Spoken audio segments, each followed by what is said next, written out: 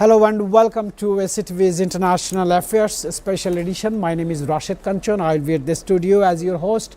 And we have a very distinguished panelist today. We have Dr. Professor Benazir Ahmed. He is a public health specialist and public speaker. Very famous, very popular. And we have our international affairs commentator Shamsul Alam Pantho as well.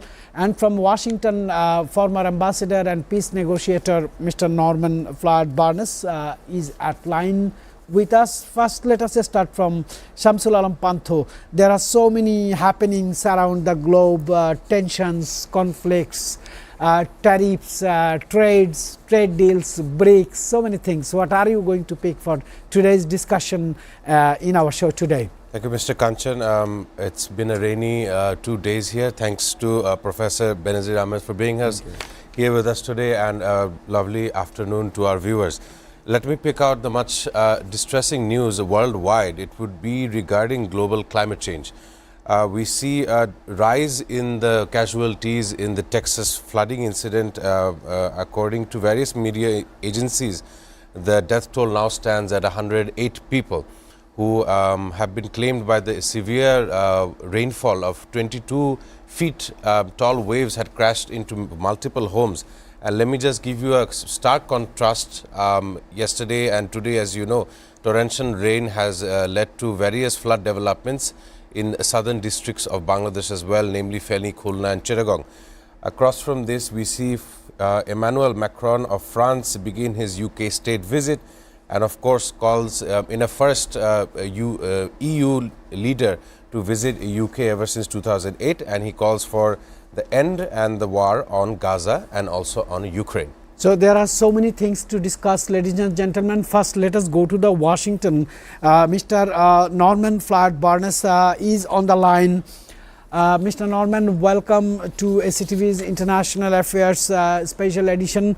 My first question would be to you that just the US Supreme Court has lifted a lower court block allowing the Trump's administration to move ahead with its executive order to conduct mass workforce reductions across 19 federal agencies under Project 2025, also known as DOS. This is a big trending news in America right this moment. And another news is Mr. Donald Trump administration is going to get a block from federal judge. A federal judge has temporarily blocked a part of the bill that would have defunded Planned Parenthood through Medicaid, imposing a 14-day injunction until July 21st to maintain current funding levels on Donald Trump's very famous and so-called, he calls at least, one big beautiful bill and safety net reforms. What is your comment and what is your observation on this particular judge's action on this bill for 14 days lift? First thing, good morning from Washington, D.C. And again, I have to give my condolences and prayers to the victims of the Texas flooding. The numbers has actually risen. We're up to right now 110 known deaths. The other number is actually more concerning, is that we have yet 160 unknown and missing people so far throughout that area. So we're looking at a catastrophic event that is turning into a major disaster for the state of Texas and the rest of the country. Weather change is a very serious matter.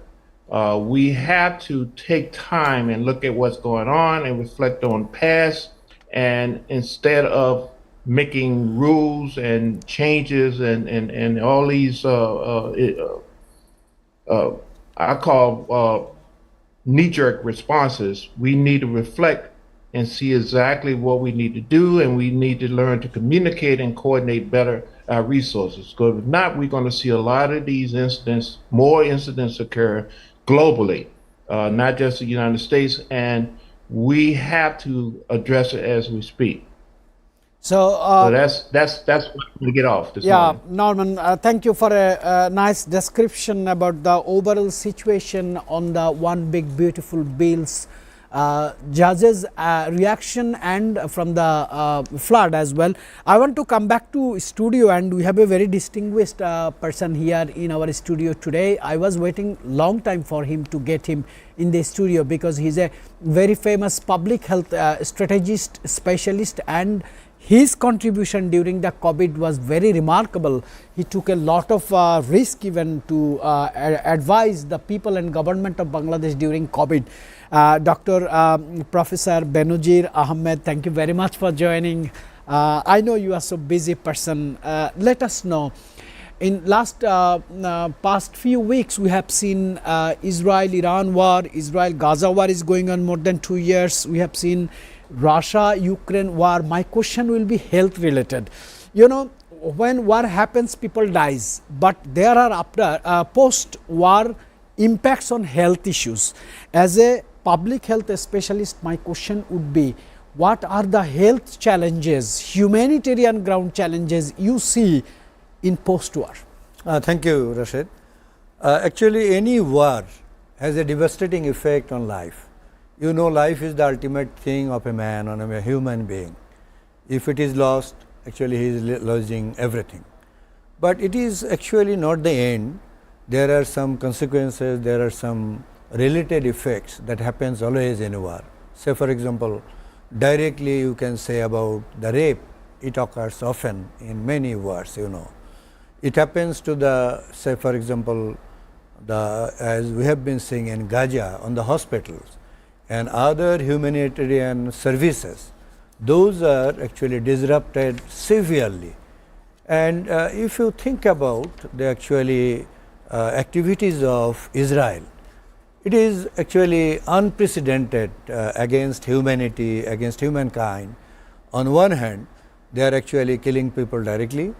On the other hand, they are destroying their habitats, they are destroying their water supply, electric supply, and other amenities which are essential for sustaining life. And also, even you see when they are coming to collect the actually ration and other things, supports arranged by Israel and USA even, they are just killing people. Yeah. So it is really sad, and actually we are also apprehending you know, undernutrition, gross undernutrition due to lack of nutrition, food and other supplies, especially for the children, for the mother. They will suffer from different sorts of undernutrition, and also due to lack of safe water, they will suffer from diseases like cholera and other waterborne diseases that will actually send them, or you can say push them to a vicious cycle of undernutrition, infection, undernutrition, infection and ultimately death.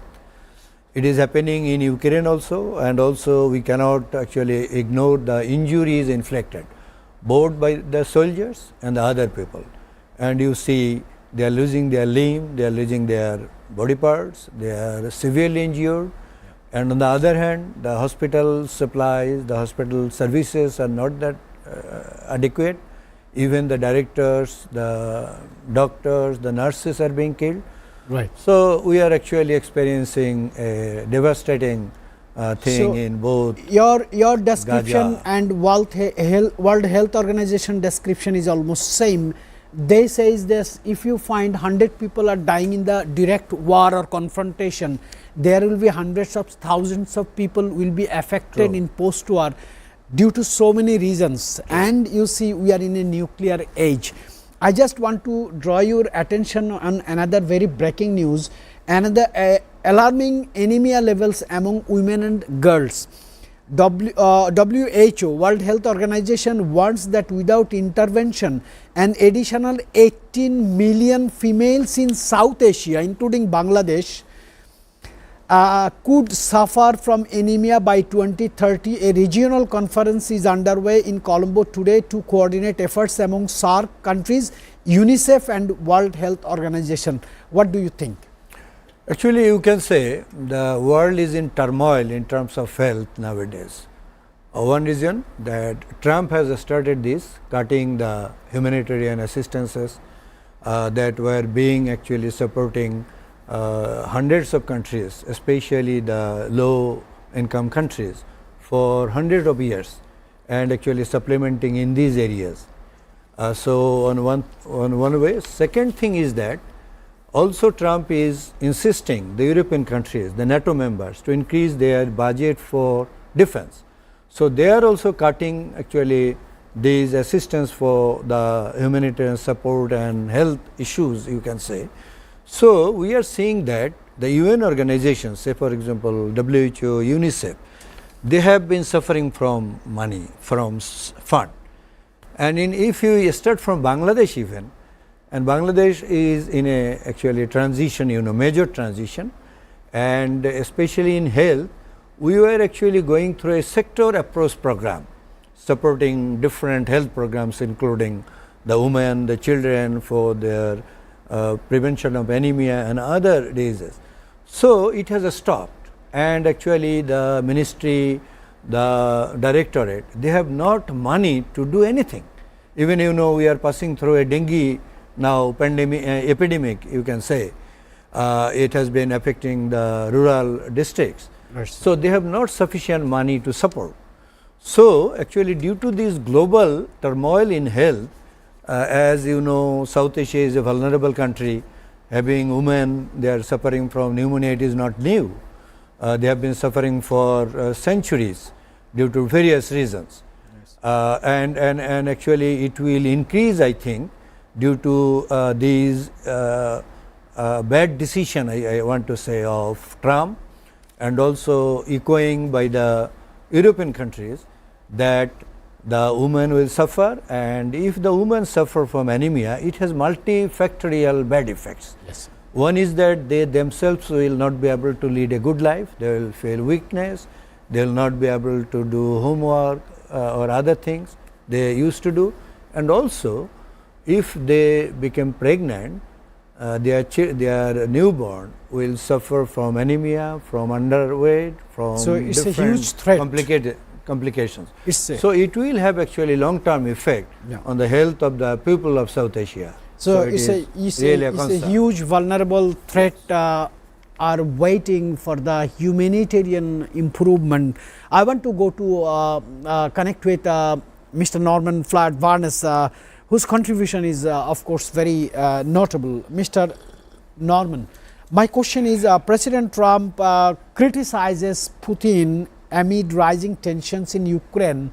Gaza war heats up after Hamas ambush kills 5 Israeli soldiers.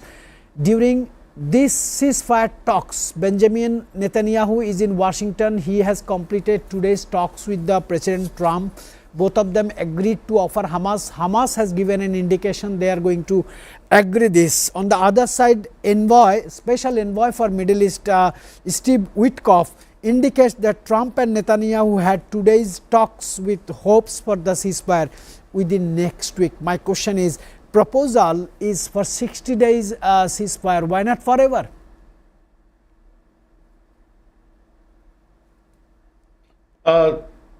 That's a good question, but we have to take things in.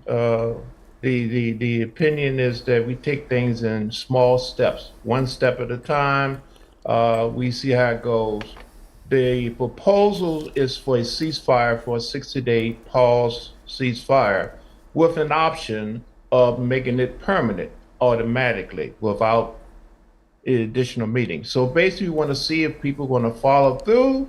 They're going to do what they say they're going to do, and from there, there's an assumption that the ceasefire will continue to a permanent status. So, are you hopeful that Hamas finally will come forward and sign a deal with Israeli Prime Minister Netanyahu or IDF, whichever is in the party or counterpart? Do you think it is going to be activated soon?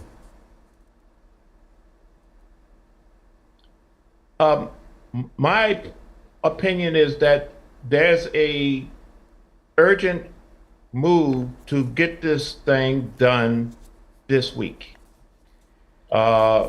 They've been, we've been fighting this war, been fighting for a long period of time. Until we get something started, we'll never know what's going on. So there's no reason why we can't initiate this this proposal, this ceasefire. We are in a process where things has to change. 21 months been going on, and nothing is going to change. So waiting one more day is not going to make is not going to make a difference. Waiting 2 weeks is not going to make a difference. So what you have right now is the proposal. Both parties agreed that it's a positive move. So it's time to initiate it. Yeah, Mr. Norman, I'm going to our international affairs commentator Shamsul Alam Pantho with the tariffs issue. Sir, President Trump already approved new tariff letters to 12 countries set to raise duties by up to 70% starting August 1. Citing slow progress in trade talks, India already started negotiating, Vietnam started negotiating, and other countries also. I have one question, but you have to comply two parts. What is the position of Bangladesh? What is the fate of Bangladesh is going to be happen after 1st of August? Number one. Number two, in this war situation, on conflicting world situation, imposing tariff is another threat. Some commentators said, what are you going to say? Thank you, Mr. Kanchan, for your question. Of course, different parts of the question. I'll begin with what Donald Trump has done today is, of course, July 9th, and the 3-month pause would end today. However, 2 days ago, Donald Trump had signed executive orders pertaining to 12 countries, majorly in the Asia region and the South Asia region, and it was that they were to pay these such or receive such tariffs from August 1st. The media reported that more countries will be added on here before arrival at August 1st, but in terms of Bangladesh as well, we've seen it was initially at 37%, and according to yesterday's information, it was brought down 2% to 35%. Various figures in the current administration had concerned the media and the general public in Bangladesh, especially the RMG sector, that this figure may go down in further advanced talks with the US. Of course, both our counterparts in both nations are definitely talking about this issue as that date arrives. However, let me just point out what this tariff effect will have.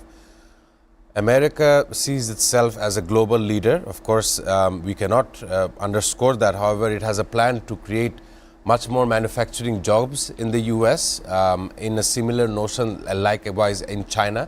Of course, in China, the cheap labor was lucrative enough to bring such a environment in the Chinese manufacturing hubs. However, due to this tariff issue by Donald Trump, we will only see other nations trading in cotton, trading in raw materials just to avoid such a heavy tariff from the US. This may also bring a negative effect for the US in the coming months as well. So US also has to rethink about their tariffs policy, because US depends on so many things to import from other countries in cheaper prices like Bangladesh. Yes. So US also has to come forward to start a dialogue regarding this issue. But yesterday, our finance advisor criticizes this, and he said clearly that this is a kind of failure from our side as well. Commerce Ministry or Foreign Ministry, why they failed to negotiate more for the Bangladeshi people. I want to come to Professor Dr. Benazir Ahmed. He's a public health specialist, sir. It is almost everybody knows and acknowledges that corruption in health sector in Bangladesh is devastating situation. Number two, the health standard of Bangladesh is out of question. Nowhere in the world Bangladesh health standard can compare, but the pharmacy sector is doing good. My question would be to you very directly, and I will give you enough time to clarify. Do you think the health sector should get more focus from the government side, from the side of the specialists like you, even from the public side, to increase? Because human life is very important. No, thank you, Mr. Kanchan. Yes, the corruption in health sector is a very well talked actually issue in Bangladesh for a long time. But during the COVID, it actually surfaced a little bit more ugly way, that during that actually severe situation, people were doing corruption to purchase things or to give any things like that. So yes, corruption is one of the important hindrances in providing good healthcare services in Bangladesh. And the corruption actually is part of the corruption of the whole country. It is not different, you can say, but actually it affects a lot. And people who actually do the major corruption, they are from the ministry. Even we have already seen that the ministers were directly involved. Even the secretaries and the other administrative people whom actually we thought that they will actually be more transparent, more actually committed to the people, but we are seeing it quite different. And the major actually corruption occurs through the ministry, through the vendors. They are always very powerful, very influential. They actually always be with the government. They are always they have very Strong nexus. connection with the government. So at the directorate level or even in the ministry level, they don't care anyone, and they can actually compel them to do whatever they want. I worked in the directorate, though it was earlier, but during that time I found it, especially say for example in the hospitals. Sir, according to you, the minister himself, government itself, the DGs themselves, the secretary themselves are doing corruption with the nexus of vendors. It is a public money, people's tax paid money, foreign aids and loans. Are they above law? At least during the past time, you can say that they were above laws, and actually none was made head responsible during that time, you know. But actually they shouldn't be above law. We want that actually system now, that gradually the country will run in such a system that there is democracy. People have to actually be responsible to someone. Say for example, the sir, I want to take the answer from you to our international affairs commentator. He is a young generation. He belongs young generation. Sir, you heard that a person like Professor Dr. Benazir Ahmed says that corruption is acknowledged. Government itself, DGs and the ministers or secretaries, they are doing corruptions. I asked a question to Dr. Benazir, are they above the law? What is your opinion as a young generation leader and entrepreneur?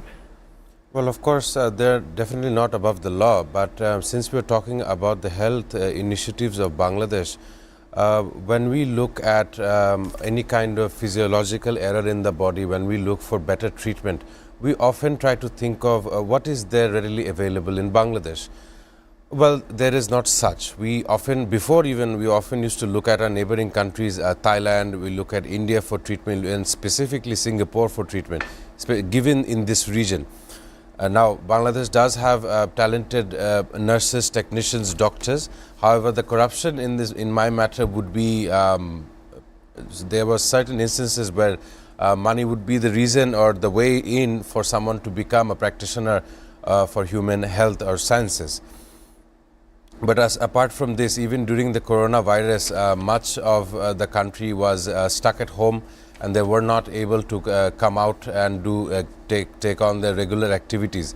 Of course, we don't look at the human health aspect. Even today, I mentioned the latest story from Feni that much of the residents are stranded there. Let me just tell you that much of the health concerns are actually very important. people won't be having access to fresh water. They'll be dehydrated given the current climate, and not just that, we will see that the casualties may rise without having avid food preparations as well. So it's not just that corruption in a certain part of Bangladesh's health infrastructure, it is when health infrastructure fails to provide during certain disasters and climate changes events as well. So you have to give a high priority concentration on health issue and the corruption in health department. I want to go to again Washington, because this is a very interesting news I just received. The Trump tariff threat. US President Donald Trump is raising possibility of step tariffs on pharmaceuticals products 200%. Sir, I repeat, 200% tariffs on pharmaceutical products, and copper 50%, boosting copper prices to record highs. We have got one explanation that he want to boost the copper industry in the United States. What about the pharmaceuticals? Bangladesh is one of the country that exports good pharmaceuticals products to United States, European Union, African countries. Sir, if I am not wrong, you have the data, right? Bangladesh is one of the finest pharmaceuticals producers. Mr. Norman, I just want to ask you a very easy question, like a layman, very less knowledge able person like me. Are Trump is going to make the life difficult for the American people or for the people of rest of the world? Because he's putting taxes, 200% taxes on the pharmaceutical products. Don't you feel it is ridiculous? The short answer is yes. In the end results, the people always suffer. We are the recipients of a vast variety of pharmaceutical remedies from around the world. We do not produce it here. We do not grow. We do not develop. We import. So the end user, at the end of the day, the people who actually need the products, they need the services, they need the medicine, they will always suffer, because the cost of this has to be transferred. And the system, the way the system is placed, is that in pharmaceutical, they have costs, they have numbers. They will transfer the numbers to the person who wants that. You want the service, you have to pay for the service. The pharmaceutical is not going to eat this. They are a business, and businesses do not take losses. Thank you very much for your very clear, cut, loud and beautiful answer. I want to come back to our public health specialist. He's a very well respected personality. I'm just curious to ask you a question, sir, very directly, which is regarding the healthcare standard in Bangladesh and rest of the world. Our international affairs commentator already has given some examples about the Thailand, Singapore, Malaysia and other countries including Bhutan, that their healthcare standard is far ahead than us. Why we are so much of behind of world health standard including South Asia? We did not spend less money for the development of healthcare, sir?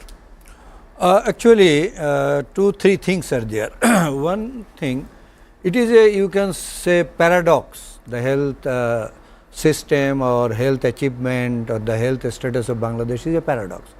On one hand, there are a lot of discrepancies, lot of irregularities, a lot of things not achieved. On the other hand, we have achieved a lot in many areas, especially in public health.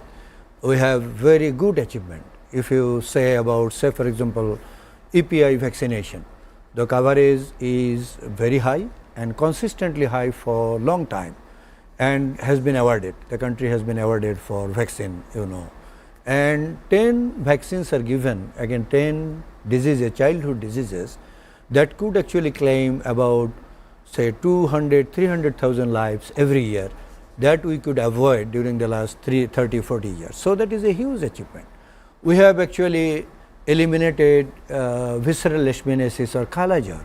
It is the first country in the world who actually achieved the elimination. It is a public health elimination though, not a we call transmission elimination, not yet we have achieved. Also we have achieved elimination of filariasis. So far ahead of India, or other neighboring countries. So, it is one area that Bangladesh has been doing good. On the other hand, if you think about the curative service of Bangladesh, there are a lot of actually extortion, lot of low qualities, the service is not of quality, people are not satisfied, and sometimes we are telling that the investment of intelligent physicians in health sector is a misuse or loss in our country. We could actually expect better physicians than India, Nepal or other countries as the brilliant students are going to health, but it is not happening. Why? The system is not working. If we could actually establish a good system, say for example, few things are vital. One is referral. Referral is not happening, number one. Number two, say drug selling without prescription. It is happening, and so that you know the quack, the drug seller, they are selling antibiotics that could be actually prescribed only by senior physicians. So, sir, according to you, there are a lot of areas to concentrate. True. There are a lot of areas to invest. And And one more areas I just want to add for the viewers of this program and the citizens of this country. We also have to have a focus on the corruption because it is a public tax paid money, foreign loans and aids. We will be back soon.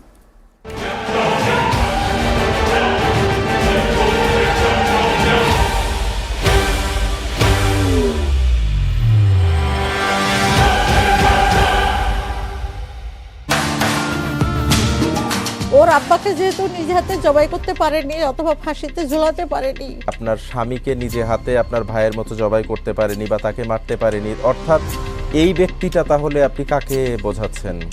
এই মানুষটাকে তাহলে যে আমার ভাইকে জবাই করেছে তাকেই বোঝাচ্ছি, যে নিজে হাতে জবাই করেছে আমার ভাইকে, সে ছাড়া কি করবে? সাবেক প্রধানমন্ত্রীর কথাই বলছেন? জি, অবৈধ প্রধানমন্ত্রী, অবৈধ।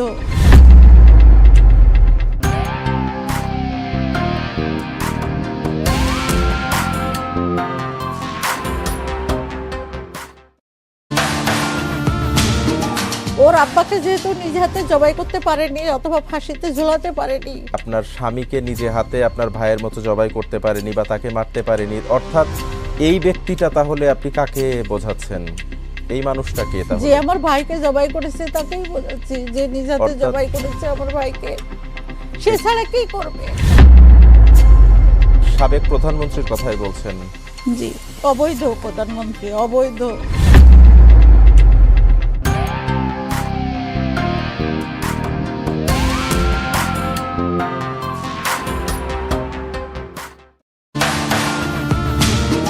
ওর আব্বাকে যেহেতু নিজে হাতে জবাই করতে পারেনি অথবা ফাঁসিতে ঝুলাতে পারেনি, আপনার স্বামীকে নিজে হাতে আপনার ভাইয়ের মতো জবাই করতে পারেনি বা তাকে মারতে পারেনি, অর্থাৎ এই ব্যক্তিটা তাহলে আপনি কাকে বোঝাচ্ছেন? এই মানুষটাকে তাহলে যে আমার ভাইকে জবাই করেছে তাকেই বোঝাচ্ছি, যে নিজে হাতে জবাই করেছে আমার ভাইকে, সে ছাড়া কি করবে? সাবেক প্রধানমন্ত্রীর কথাই বলছেন? জি, অবৈধ প্রধানমন্ত্রী, অবৈধ।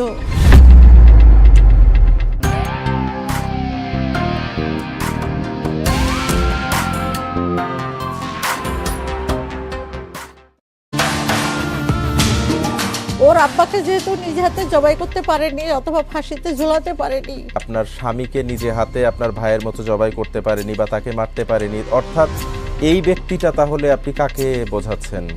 এই মানুষটাকে তাহলে যে আমার ভাইকে জবাই করেছে তাকেই বোঝাচ্ছি, যে নিজে হাতে জবাই করেছে আমার ভাইকে, সে ছাড়া কি করবে?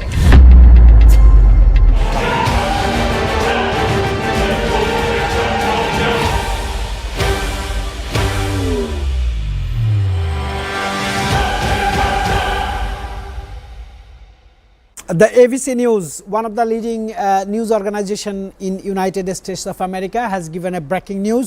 Trump criticized Vladimir Putin during a cabinet meeting in Oval Office, calling his diplomacy bullshit, and hinted that further sanctions could arrive, while also pledging to send 10 Patriot missile systems to Ukraine.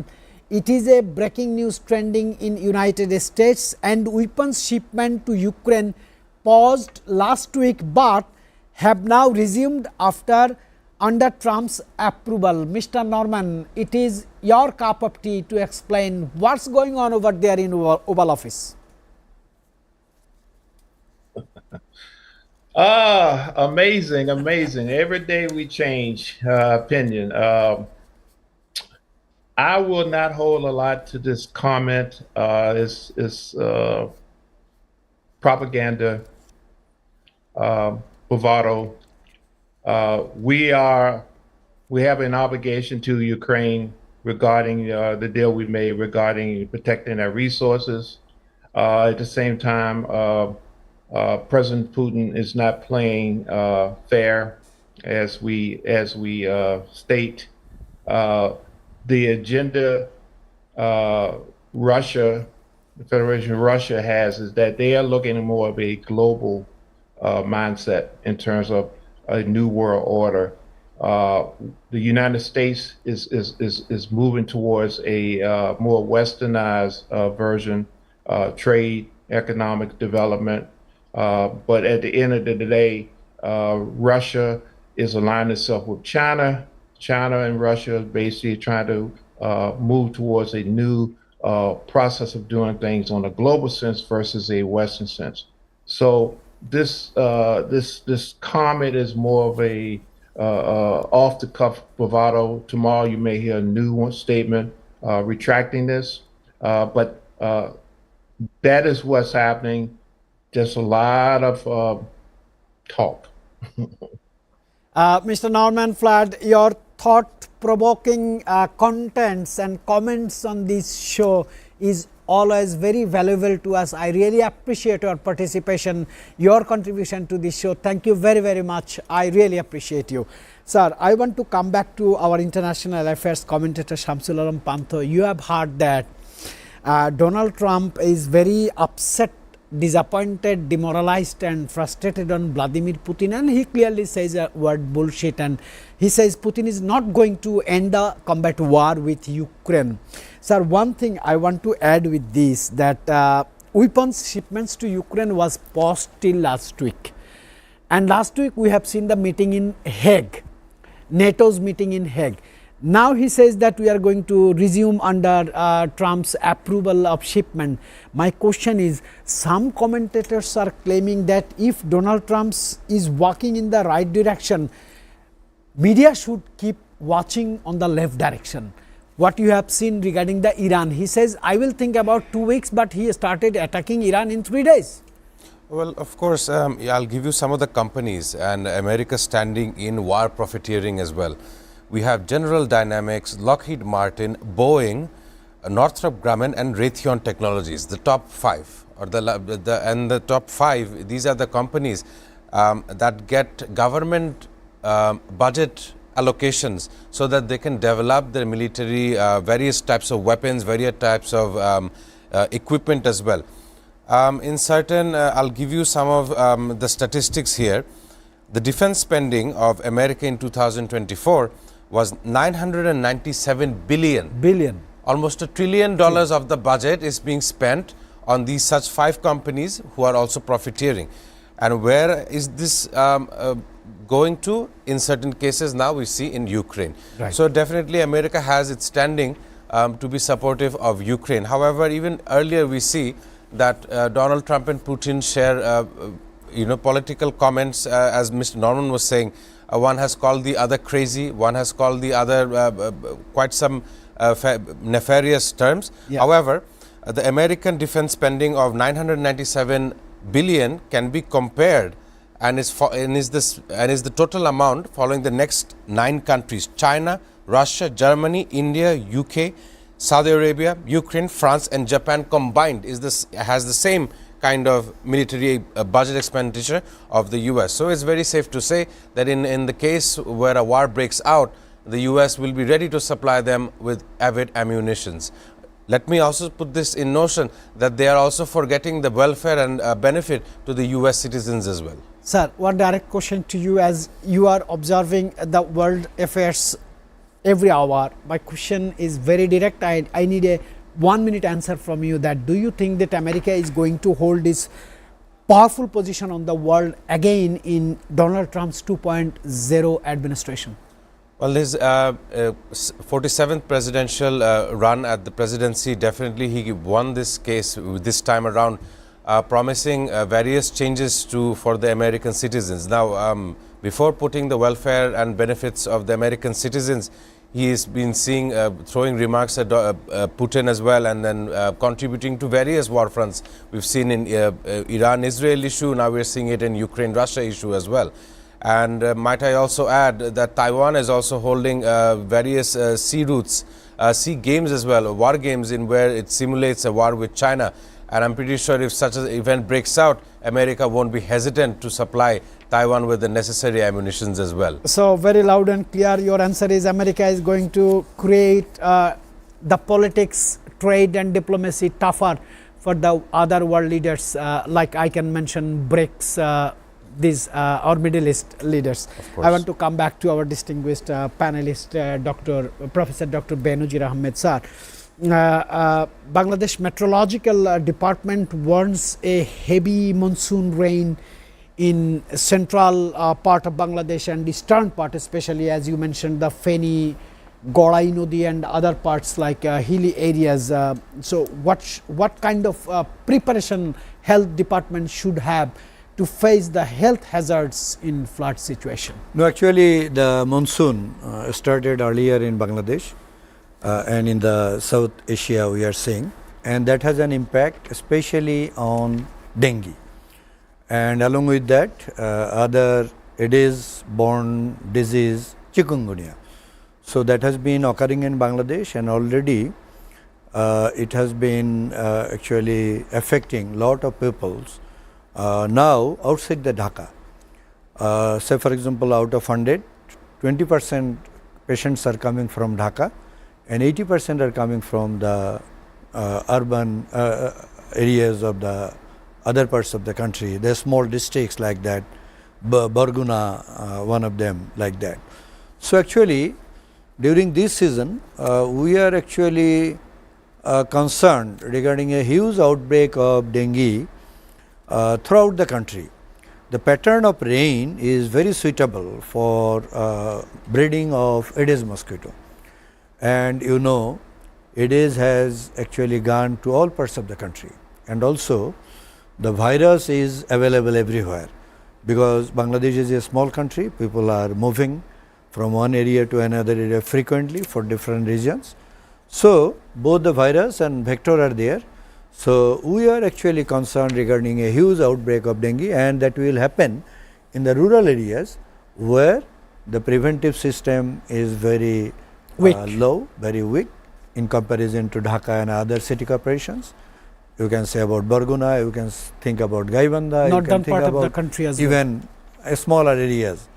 So and there is actually less feasibility to have detection of the disease, and also the management system including physicians, nurses and the equipment and logistics, these are not also sufficient. So we are actually concerned about huge number of attack and death also. According to you, I just need a good advice from you for the interim government or Ministry of Health Affairs or Director General's Office of Health Affairs. As problem is ahead, we are gazing after post flood, we will have to be very careful. What would be your advice? No, already I have lines? some talk with Secretary, Ministry of Local Government and also the Directorate people. I told them there are two actually preparations we need. One is the local government should actually instruct all the Purushabhas, all the union parishads to actually take preparations, at least minimum preparation to prevent dengue. So this is on part of the local government. On part of the health, they have to actually take mass preparation, but the situation is that the ministry or the directorate have not the fund. So I would request actually the interim government to allocate I think adequate fund to procure the diagnostics, to procure the IV fluids and other things that needed to actually manage the dengue patient. Otherwise people will have great sufferings and we shall lose some valuable lives also. We hope government will take concerns, will take necessary action. Sir, I want to come back to you. You raised a good question. I really like the topics you raised while asking what are the topics you are going to pick for today. You said these are the effects of climate change issue. So what do you think? Bangladesh is one of the most affected and most vulnerable for the climate change issue, and the person is in power right now in the interim government, Nobel laureate Professor Muhammad Yunus. He himself says that zero carbon is his 3 zeros in the book and in the mission. What do you think? How Bangladesh can get benefit by their good diplomacy, as Bangladesh is a vulnerable country and most affected in climate change? Well, thank you, Mr. Kanchan. One can definitely ascertain that research and investigation into our region should be definitely included. Let me give you some of the statistics here. Columbia University did a research upon our country, and they said by the year 2100, much of southern Bangladesh will be inundated by water. Of course, this is due to rising climate change. And we do often see, even yesterday in Shariatpur, 12 families were swept away by the rising torrential rain and water current. And not only so, even last year we've seen so much rainfall in the state of Tripura that they had to open the dam, which caused a direct effect in the residents of Feni, and they were drowned. Even I, as a corporate social responsibility of our company, we went to Feni and Noakhali and surrounding areas to support our various people there or citizens there. Now, let me also add on here that Bangladesh does have other health concerns, not just the flood. In a recent bit by the TRT World, we see lead poisoning near battery factories across various districts of Bangladesh. And as you know, lead is very poisonous to the human being, and it has a very spillover effect towards the communities or towards those who work in such factories. And not only so, where is our waste being taken? This is a very big question. You look at Singapore, their waste as an island, it's collected in one place and it's taken offshore to a different island for decomposition and to get it rid of. That's the Singapore answer to this solution. Whereas in Bangladesh, it is ending up in landfills, and from there it's being burnt, releasing dangerous methane gas, which of course affects Dhaka's air, the air that's breathed by millions of people here. So it's safe to say that Bangladesh definitely has many dimensions to work on, many decisions to take for the betterment of our country in general. I just want to pick one word, waste management system, and it's a standard in Bangladesh to Professor Dr. Benazir Ahmed. As a public health specialist and expert, didn't you advise to the concerns to take a very priority concentration on waste management system? No, it is a common talk of me during any dengue talk or others, because these are related to that. And also regarding the air pollution in Dhaka, it is actually very detrimental to the health of the people, especially for the children. Even my grandchildren, they often suffer from respiratory distress and other issues, that I have to buy a air filter in the house, because even indoor air pollution was, I measured actually 600, 500 like that. So it is a huge issue. So waste disposal should actually get the highest priority in Bangladesh. Why? Because we have a small land and a huge population. Yes, sir. So waste will be always huge. So we have to have a systematic, long-term actually plan for our waste disposal, so that we can actually reuse them, we can recycle them, we can actually use them for generation of electricity or like that, whatever it is scientifically feasible, and actually it is not detrimental to the climate. So that is also a very issue. important issue. And actually, say for example, we are using lot of plastic and plastic containers. These are not degradable, so they remains in the end. Actually, every household in the village, their backyard is a, actually you can say a matwail or like the landfill. So they are just keeping behind their house, and they, on the one hand, they are very good receptacle for the Aedes breeding. On the other hand, they are actually causing say for example multiple effects. Say for example, microplastics are now coming to our body, and they can enter even to our cell. So when these actually plastics are going to the water, say for example, water of the pond, water of the river, so we are getting in using this water and getting this microplastic. Right. So really it is a Very concern, important subject and to we should discuss. actually give the highest importance Absolutely, managing sir. these wives. I agree. I want to convey this message to the policymakers and for the people also. We have to give a highest priority on this issue. The production control room is urging me to conclude the program as they have the back-to-back special bulletin at 3 p.m. But without asking one question to two of you gentlemen, I'm not going to conclude. First to you, sir. What is your advice? The current political scenario in Bangladesh is blaming, political parties are blaming to government. Government is trying to do some corrections on the constitutions. What is your advice as a patriotic citizen of this country? How you want to see your country? No, actually we have to go through democracy, and it is a party-based democracy. So the election should be held as early as possible. The whoever is coming may be worse than the earlier or better than the earlier, but we have to accept, and that will be the actually continued system of our governance. Right. So through this we want to have a better system, So you prefer better election in Bangladesh. right So time. I want election as early as 30 possible. seconds for you, sir. Well, let's call the People's Republic of Bangladesh on our passports as well. So any government that wants to be in power must be in favor and always doing for the people that reside in our home that we call Bangladesh. I really appreciate very short and very articulated answer, Shamsul Alam Pantho, our international affairs commentator, Professor Dr. Benazir Ahmed, public health specialist and public speaker. My criticizing on politics will never be accepted because I am in the host chair, but I just want to say let us go for a beautiful Bangladesh, rich Bangladesh, happy Bangladesh. I'll see you tomorrow.